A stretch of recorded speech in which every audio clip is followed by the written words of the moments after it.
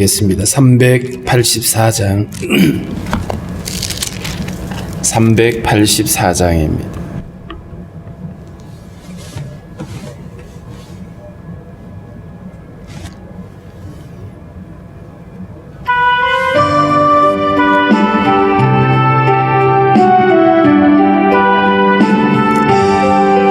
나의 갈 길 다가도록 예수 인도하시니 내 주 안에 있는 긍휼 어찌 의심하리요. 믿음으로 사는 자는 하늘 위로 받겠네. 무슨 일을 만나든지 만사 형통하리라. 무슨 일을 만나든지 만사 형통하리라. 나의 갈 길 다가도록 예수 인도하시니 어려운 일 당한 때도 족하는 해주시네. 나는 심히 고단하고 영혼 매우 가라나. 나의 앞에 반석에서 샘물 나게 하시네. 나의 앞에 반석에서 샘물 나게 하시네.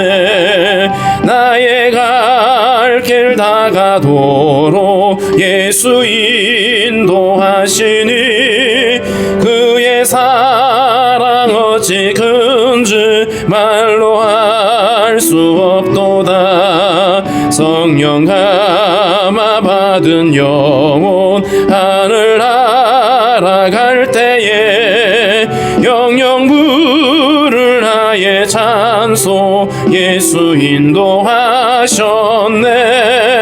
영영 부를 나의 찬송 예수 인도하셨네.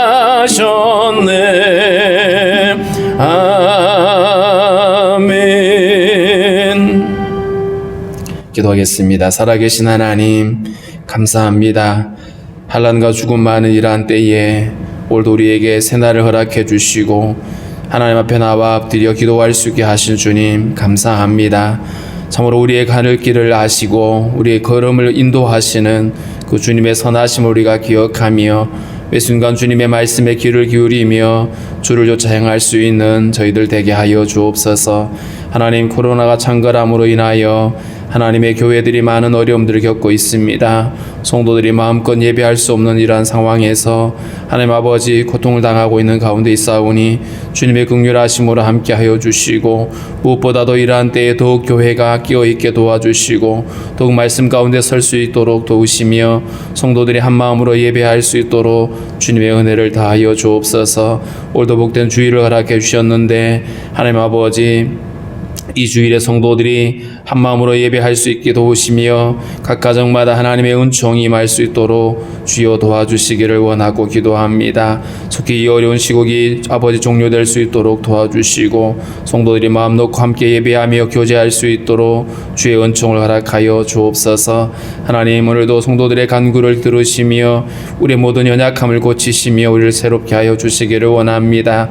상한 마음들을 위로하여 주시고 병든 심령들 하나님 고쳐주시며 육체들을 깨끗게 하여 주옵소서. 나라의 부름받은 우리 형제들 동일하게 저들도 함께 주님을 예배할 수 있도록 은혜를 더하여 주옵소서. 주신 말씀 오늘도 이해할 수 있도록 우리의 길을 열어주시고 깨닫게 하여 주옵소서. 예수님의 이름으로 기도하옵나이다. 아멘. 269장 찬양합니다. 269장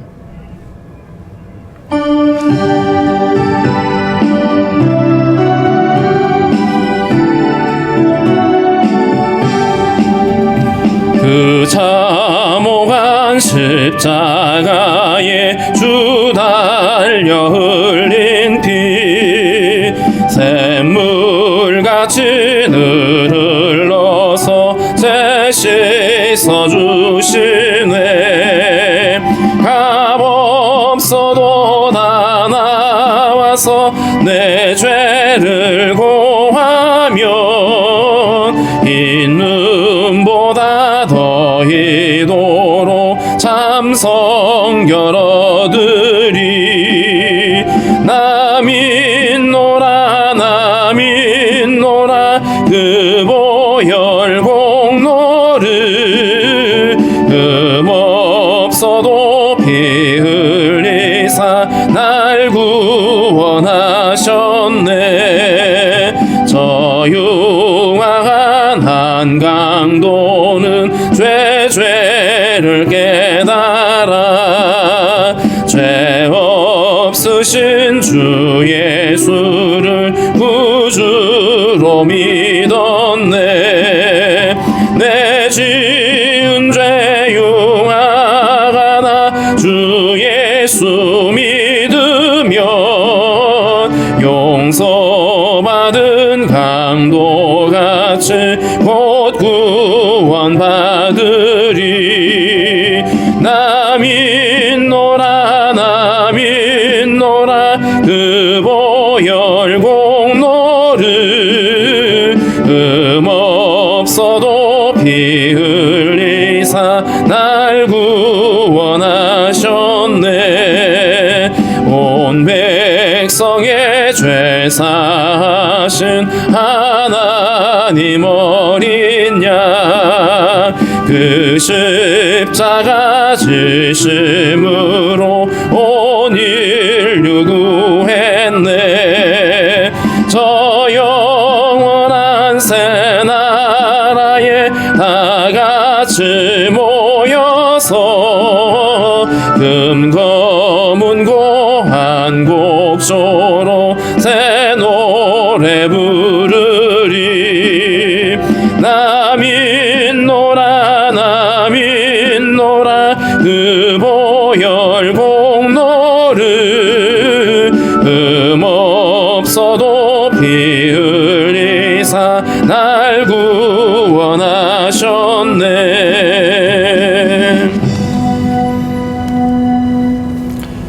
누가복음 9장 28절부터 36절입니다.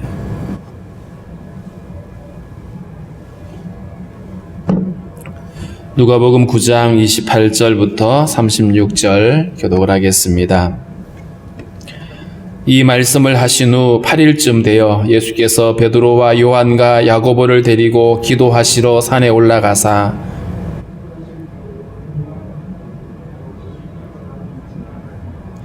문득 두 사람이 예수와 함께 말하니 이는 모세와 엘리야라.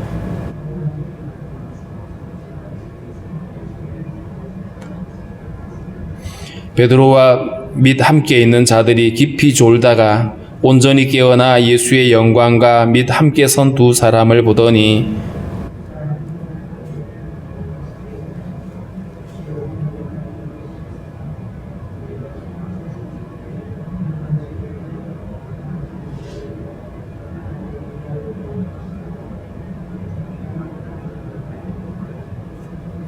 이 말 할 즈음에 구름이 와서 그들을 덮는지라. 구름 속으로 들어갈 때에 그들이 무서워하더니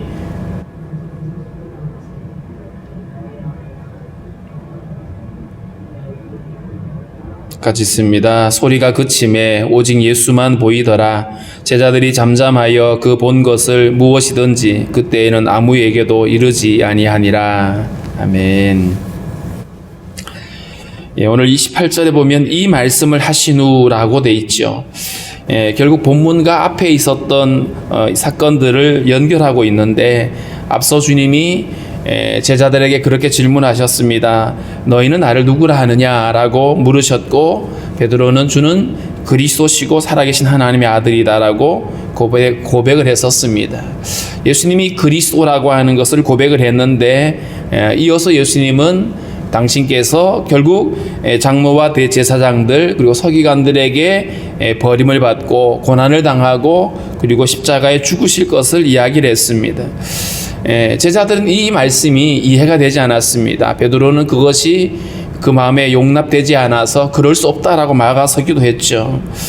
제자들은 끊임없이 이 예수님의 말씀이 이해가 되지 않았고 심지어 실제로 예수님이 십자가에 죽으신 다음에도 이것이 이해가 되지 않았습니다. 메시아가 오시면 나라를 새롭게 하고 그 매여있던 백성들을 자유케 하고 하는 그들의 기대하는 그들이 원하는 메시아가 있었는데 예수님은 계속해서 죽음을 이야기하니까 그것을 이해하지 못했더랬습니다. 또 오늘 본문에도 그 주제와 연결이 되어지고 있죠. 먼저 예수님은 베드로와 요한과 야고보를 데리고 기도하시러 산에 올라가셨다. 베드로와 요한과 야고보는 12제자 중에 늘 핵심 제자들이었습니다. 그래서 아주 중요한 사건이 있을 때마다 예수님은 이 세 명의 제자들을 데리고 가셨던 것을 우리가 볼 수 있습니다. 그런데 이들이 기도하시러 올라가셨다. 산에 올라가신 목적은 기도하러 가셨죠. 예수님은 무엇을 위해서 그렇게 기도하셨을까요? 예수님의 기도의 주제는 늘 하나님의 뜻을 이루는 거였습니다. 하나님의 뜻이 이루어지는 것, 당신께서 이 땅에 오신 하나님의 뜻을 이루는 것, 그것이 바로 예수님의 늘 기도의 주제였던 것이죠. 우리의 기도의 주제도 마찬가지입니다. 우리를 통해서 주님이 이루기를 원하시는 하나님의 뜻을 구하고 우리는 거기에 순종할 수 있는 믿음을 구하는 것이 우리의 기도의 자리가 되어져야 할 것입니다. 기도하실 때에 29절에 보면 기도하실 때에 용모가 변화되고 그 옷이 휘어져 광채가 나더라. 제자들은 깜빡 졸고 있었어요. 그런데 기도하실 때에 용모가 변화되었다. 예수님의 모습이 평소에는 늘 우리와 전혀 다를 바 없는 모습이었는데 갑자기 예수님의 모습이 변화가 되어지고 옷이 휘어져서 광채가 나는 이 모습. 이 예수님의 모습은 원래의 모습이죠. 이 땅에 오시기 전에 창조주의 영광이기도 합니다. 영광의 주님, 사람의 몸을 입고 오셔서 사람들이 볼 때에는 몰랐지만 그분은 원래 하나님의 아들이셨고 영광의 주님이셨던 것이죠. 다른 복음서에 보면 이때에 모세와 엘리야가 함께 나타났는데 이 모세와 엘리야에게도 영광의 빛이 나타납니다. 이 모습은 결국 우리가 예수를 믿고 언젠가는 우리가 부활이 되어지고 죽고 나온 다음에 부활이 되겠죠. 그런데 만약에 우리가 살아있는 동안에 주님을 만나게 되면 주님이 다시 오신다라면 그때는 우리가 변화되어질 겁니다. 부활의 몸은 썩어질 우리의 지금 육신의 몸과는 전혀 다른 몸이죠. 부활하신 예수님이 어떻게 다니셨는지를 보면 알 수 있습니다. 신령한 몸이고 썩지 않는 영광의 몸이라고 고린도전서 15장에서는 설명을 하고 있습니다. 그 모습으로 우리가 부활하든지 변화가 되든지 할 것이라고 말했는데 모세와 엘리야도 그러한 것이고요. 더군다나 이 모세와 엘리야는 하나님의 영광을 경험한 사람들입니다. 모세도 하나님의 그 영광의 모습을 보기를 원했고 그 주님의 영광 가운데 지나가는 모습을 봤던 사람이고 엘리야도 그러했습니다. 이처럼 하나님의 영광을 경험했던 사람들인데 무엇보다도 이 모세와 엘리야는 구약의 대표 주자라고 말할 수 있습니다. 대표 인물이죠. 모세는 율법의 대명사입니다. 대표자입니다. 그러니까 율법을 수여받았던 사람. 그래서 모세 오경하면 창세기, 출애굽기, 레위기, 민수기, 신명기까지 율법을 기록한 자로 우리가 이해할 수 있고요. 엘리야는 선지자의 대표라고 말할 수 있습니다. 많은 기적을 행했고 하나님의 뜻을 사람들에게 전했던 여호와가 하나님이시라는 사실을 많은 사람들에게 증명해 보였던 선지자입니다. 그런데 이 모세와 그리고 이 엘리야, 율법과 선지자의 글에서 얘기하고 있는 것이 뭐냐? 그것은 바로 하나님께서 우리를 구원하시기 위해서 메시아를 보내시는데 그 메시아를 통해서 우리를 구원하시는데 그 구원이 어디로부터 어디서까지 구원인지 그리고 그 구원을 어떻게 이루실 것인지에 대해서 율법과 선지자가 했던 그 글에 말하고 있죠. 나중에 부활하신 예수님이 이 십자가를 이해하지 못하고 부활을 이해하지 못하고 있는 제자들에게 성경을 깨닫게 하시잖아요. 성경을 깨닫게 하실 때에 모세의 글과 선지자의 글 그리고 시편에 가리켜 있는 나를 가르쳐 기록되어진 것들이 이것이다 라고 하시면서 결국 그리스도의 고난과 부활에 대해서 말씀을 하셨습니다. 결국 모세와 엘리야가 주목하고 있는 것이 뭐냐 하면 예수 그리스도의 죽음입니다. 그 다음 절에 보면 31절에 영광 중에 나타나서 모세와 엘리야가 그 주님의 영광 중에 함께 나타나서 장차 예수께서 예루살렘에서 별세하실 것을 말할세. 장차 예루살렘에서 예수님이 별세하실 이야기, 십자가 지시고 죽으실 이야기를 지금 모세와 엘리야가 함께 얘기를 하고 있다는 겁니다. 결국은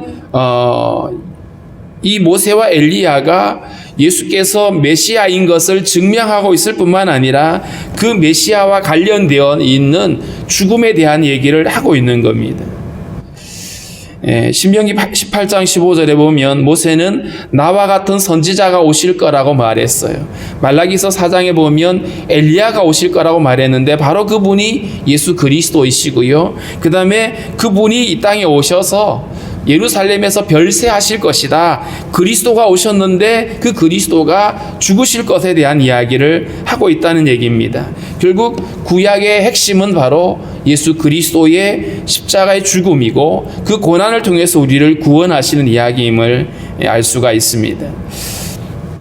베드로와 함께 있는 사람들, 야고보와 요한 이 세 명의 제자가 깊이 졸고 있었습니다. 예수님이 기도하러 가실 때에 이 베드로와 이 제자들은 잠이 들었던 얘기가 자주 나오죠. 겟세마네 동산에서도 그러했었습니다. 그런데 졸다가 깨었습니다. 아마 영광의 그 광채 때문에 깨어난 것으로 보여지는데 그들이 눈을 떠보니까 그 모세와 엘리야가 함께 말씀을 나누는 모습을 봤죠. 그래서 두 사람이 떠나갈 무렵에 베드로가 이렇게 얘기를 합니다. 주여, 우리가 여기 있는 것이 좋사오니 우리가 초막을 세 개를 지어서 하나는 주님을 위해서, 하나는 엘리야, 하나는 모세를 위해서 그렇게 했으면 좋겠습니다 라고 얘기를 하고 있습니다. 그런데 오늘 누가복음 33절에서는 누가의 기록에서는 자기가 하는 말을 자기도 알지 못하더라. 우리가 가끔 그렇게 정신없이 말할 때 내가 지금 무슨 말 했지? 이렇게 말할 때가 있어요. 잠에 깨어나서 갑자기 엄청난 영광을 보고 나서 그 황홀한 모습에서 맞아, 우리 이렇게 있는 게 좋지 라고 하는 마음은 있었겠죠. 초막을 짓는다는 말은 귀한 손님을 접대할 때에 초막을 지어놓고 거기 모시는 이런 어떤 문화에서 시작이 되어진 이야기인데 이 베드로는 어쨌든 지금 이 광경이 좋은 거, 이 장면이 너무 좋은 거, 그래서 함께 머물러 있기를 원했던 것입니다. 그런데 그 말의 의미를 자기도 알지 못했다. 뭔가를 한 말을 해야 될 것 같은데 이렇게 정신없이 말을 내어놨던 것이죠. 자, 이런 가운데 여기서 우리가 먼저 보면 예수의 영광에 대한 부분들을 말하고 있죠. 32절에 보면 예수의 영광과 라는 표현이 있는데 예수 그리스도의 영광, 예수님은 원래 원래 그분이 하나님의 아들로서 본질적인 영광을 가지고 있습니다. 존재적 영광이죠. 영광이라고 하는 것은 누군가가 영광을 비추어져서 반사가 되어지는, 빛이 나는 것이 있을 수 있는 반면에 마치 태양처럼 스스로 존재하고 있는 그 영광이 있을 수 있잖아요. 근데 예수님은 바로 이런 영광입니다. 창조주로서 영광을 가지고 계시는데, 그런데 이 예수님의 영광이 또 언제 나타나냐 하면 이 땅에 오셔서 당신의 사역을 완성하실 때에, 그래서 성경에 보면 예수님이 십자가에 죽으시는 것을 영광이라는 표현을 쓰고 있어요. 물론 거기에는 부활의 영광이 포함되어지겠죠. 죽으신 다음에 부활하신 주님의 영광이 있습니다. 뿐만 아니라 또 주님이 영광을 이야기하실 때 언제 얘기를 하시냐면 장차 오실 그 재림의 예수, 영광 중에 오실 거라고 말씀을 하고 계시죠. 이처럼 예수님은 창조주로서, 그리고 우리에게 구원자로서의 영광을 갖고 계시고 심판주로 또 오시게 될 것을 말씀을 하고 있습니다. 34절에 보니까 베드로가 이렇게 말하고 있을 즈음에 구름이 와서 그들을 덮는지라. 이 구름이라고 하는 것은 하나님의 임재를 상징하고 있는 것들입니다. 영광의 구름.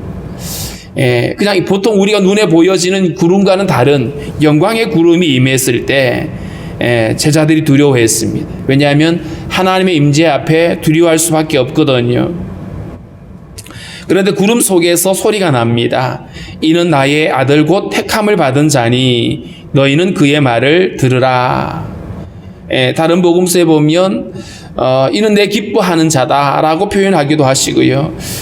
하나님께서 바로 예수 그리스도가 바로 하나님의 아들이신 것에 대해서 확증하시고 뿐만 아니라 하나님이 택하여 보내신 그리스도임을 하나님이 증거하고 있는 것입니다.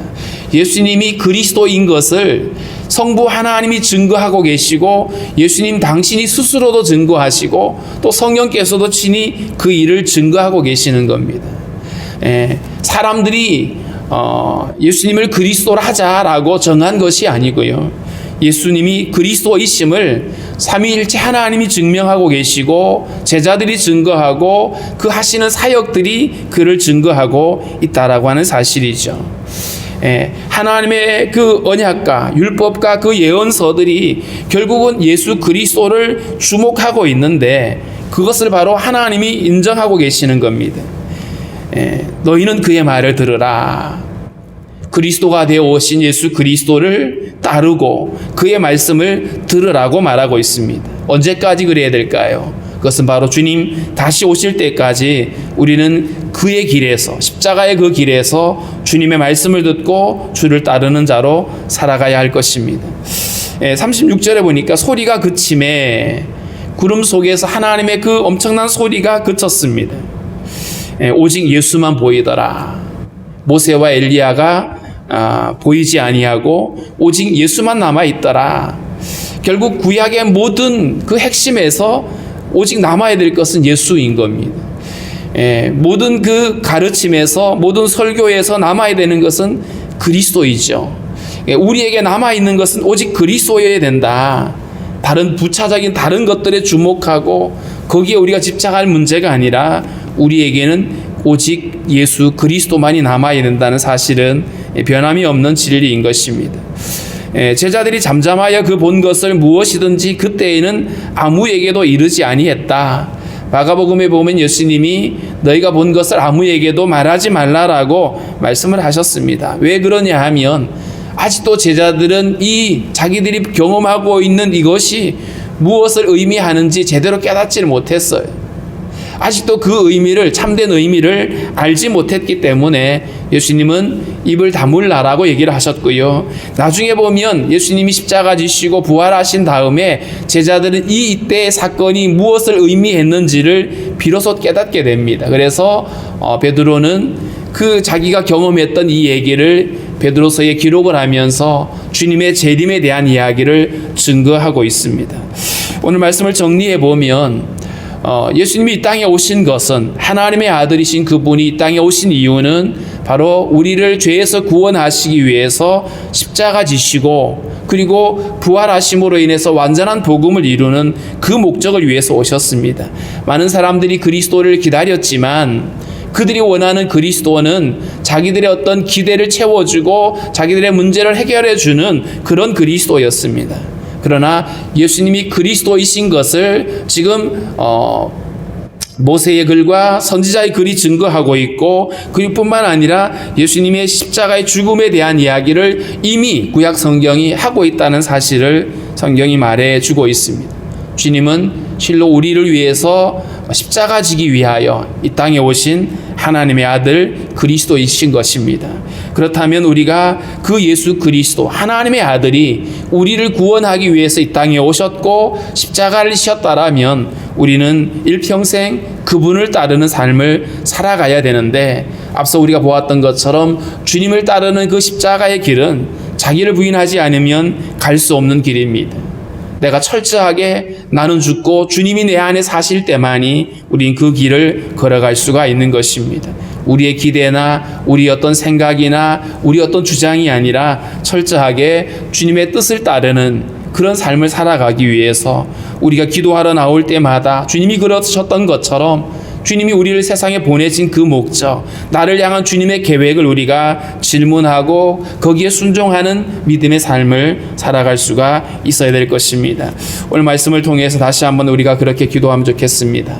하나님의 아들이 우리를 구원하기 위해서 십자가 지시는 이 놀라운 구원의 비밀을 다시 한번 우리의 마음에 확증하고, 뿐만 아니라 우리는 이제부터 정말 예수 그리스도의 그 길을 함께 따라가는 삶을 살아갈 수 있게 해달라고, 아직도 주님을 알지 못하고 있는 사람들이 이 복음의 비밀을 깨달을 수 있게 해달라고 우리 함께 기도하겠습니다.